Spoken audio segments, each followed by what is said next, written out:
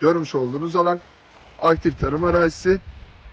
İçinde ekin mevcut şu anda. Yalvaç ilçe merkezinin hemen dibindeyiz. Yalvaç'a 2-3 dakikalık bir mesafedeyiz. Süzülü yerleşimine çok yakın bir konumdayız. Alsat yola çok yakın bir konumdayız. Arazimizin etrafında çam ağaçları mevcut, meşe ağaçları mevcut. Görmüş olduğunuz gibi kadastro yolumuz mevcut. Her türlü araçla yaz kış ulaşım sağlayabilirsiniz. Etrafında yapılar mevcut. Şurada bir villamız mevcut. Şu tarafta villalar mevcut. Isparta, Yalvaç, Süzül'deyiz. Arazimiz 17 dönüm. Yalvaç ilçe merkezinin hemen dibinde. Süzülü yerleşimine çok yakın. Alsaat yola yakın bir konumda. Kadastro yolumuz mevcut. Doğanın içerisinde.